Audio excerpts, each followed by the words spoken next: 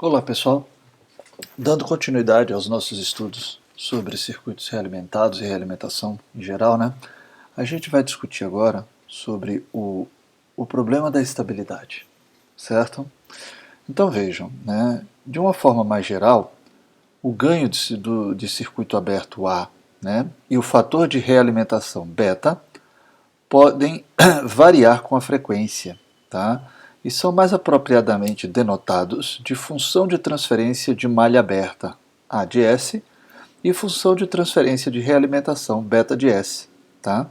Então, a função de transferência de malha fechada é chamada de AF de S e é dada por A de S, que divide 1 mais A de S beta de S. Bom, então vejam, para focar a nossa atenção no que é mais relevante, vamos supor que o amplificador seja diretamente acoplado, com ganho CC dado por A0, e com polos e zeros ocorrendo em altas frequências apenas, certo? Por hora, vamos supor também que em baixas frequências beta de S se reduz a um valor constante. Tá? Assim, em baixas frequências, o ganho de malha aberta, o ganho de malha A de S beta de S, torna-se constante e positivo, o que conota uma realimentação negativa. Tá? Mas o que acontece em altas frequências? Tá?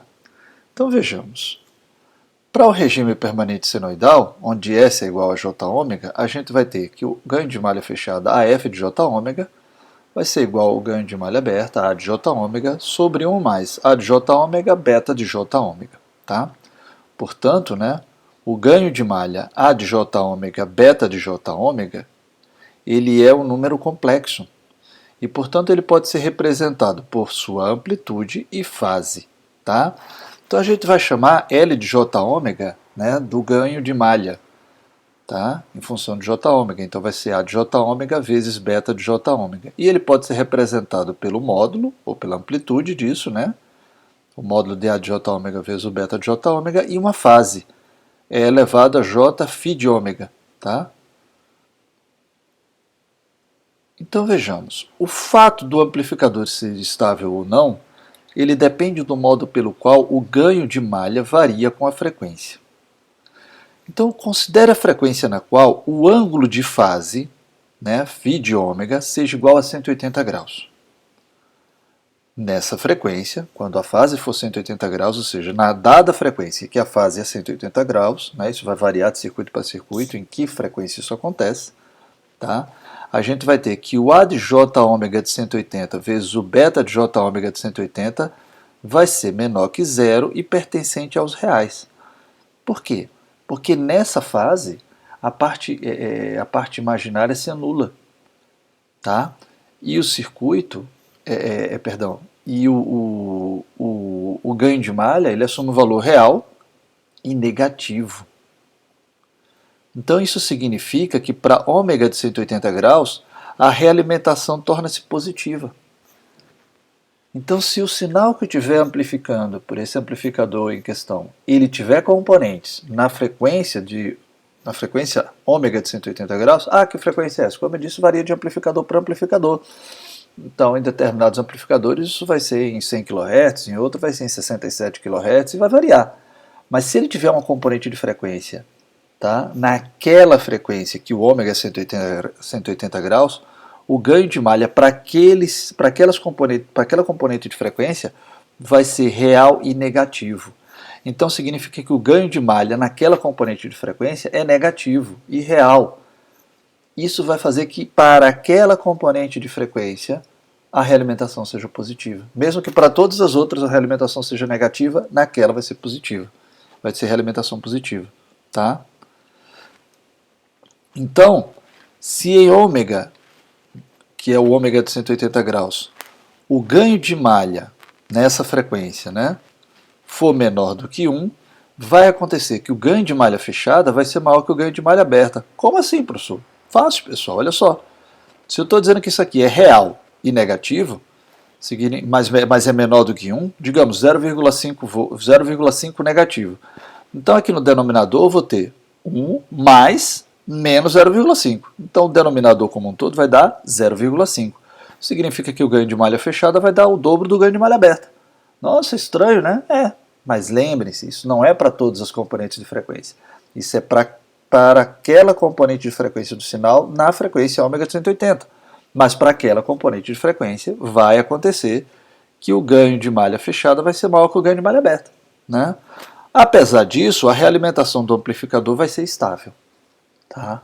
Então, eu vou ter uma realimentação positiva, vou ter um ganho de malha fechada maior do que o ganho de malha aberta naquela componente de frequência apenas, tá? Mas a realimentação vai ser estável. O problema dá quando o módulo de L de J ômega de 180 for igual a 1. Quando isso acontece, eu vou ter 1 menos 1.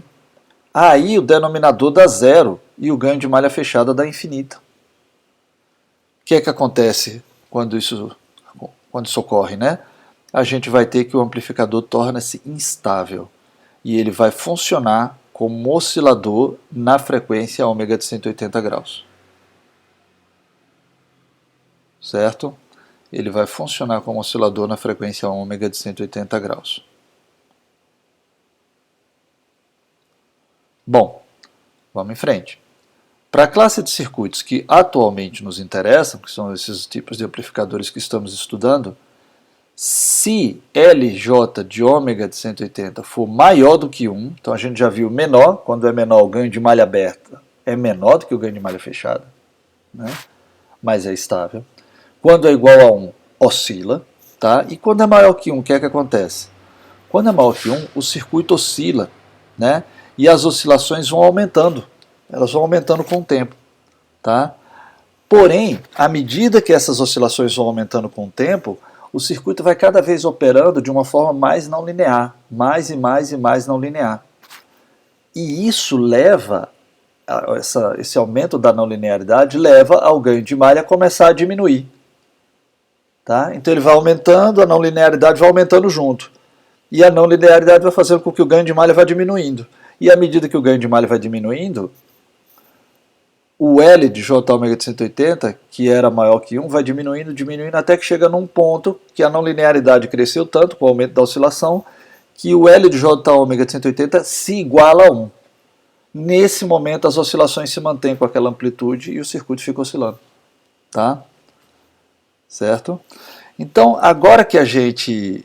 E essa oscilação se sustenta, né? Então ele também é estável, né? Então agora que nós já sabemos como as oscilações ocorrem, o nosso trabalho, o nosso objetivo é evitar que elas aconteçam. Pelo menos no escopo do que nós estamos estudando aqui. Se você está trabalhando para projetar um oscilador, é óbvio que você pode se valer dessas informações para fazer um oscilador, tá? Mas aqui o nosso objetivo é fazer amplificadores realimentados estáveis. Então agora quando que a gente entendeu qual é o mecanismo que leva eles a oscilarem, né, a gente precisa atuar no sentido de evitar que isso aconteça. Bom, vamos falar do diagrama de Nyquist, né? Então trata-se de uma aproximação formalizada para teste da estabilidade, tá, baseada na discussão anterior. É um gráfico polar do ganho de malha com a frequência usada como parâmetro. Então vejamos aqui, ó. Aqui nós temos o diagrama de Nyquist. Vejam, né, que essa amplitude aqui, ó, é o módulo do ganho de malha. E esse ângulo aqui é a fase. Então eu vou pegar o meu ganho de malha, que ele tem um módulo e uma fase, e vou plotar ele aqui, variando a frequência. Então eu vou fazer isso para os ômegas, variando de 0, né, e aumentando a frequência cada vez mais. Então, em ômega igual a 0, né, que é o nível DC, eu tenho aqui nesse ponto. A fase é 0 e o ganho de malha tem um módulo real. Está aqui. Ele é puramente real. À medida que eu vou aumentando a frequência, né, então eu vou começando a ter uma certa fase e o ganho de malha, o módulo do ganho de malha vai variando. Né, e a gente vai continuar fazendo isso. Tá? E aí, o que vai acontecer é que essa curva, à medida que a frequência vai variando, vai descrevendo essa curva aqui. Tá? Essa linha cheia aqui é para as frequências positivas. Tá? E aí, para as frequências negativas, a gente tem esse gráfico espelhado com relação ao eixo E. O que é que a gente nota? Do jeito que esse gráfico está, vejam que o ponto menos 1, 0, ele está englobado pelo gráfico, olha só. Né? O que é que isso significa?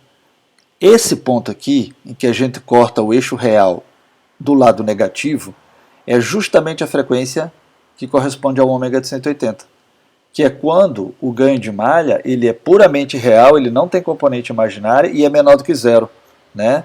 É o que corresponde a essa situação aqui, ó. Tá? Na fase ômega de 180. Então o que eu tenho que ver no diagrama de Nyquist é exatamente isso. Nessa frequência aqui, tá? Nessa frequência aqui, ela cai à esquerda ou à direita do ponto 0, menos 1. O que é que significa esse ponto? Esse ponto aqui, ó, é o ponto, tá, em que a gente está testando, ó, se o ganho de malha, se o módulo do ganho de malha é menor, igual ou maior do que 1. É em módulo, né? É em módulo. Então, o que é que significa ser maior do que 1? Na verdade, o valor absoluto é menos 1, né? O valor real é menos 1. Então, quando ele é maior do que 1, significa que ele está daqui para cá. E aí significa que é instável, que as oscilações vão crescer.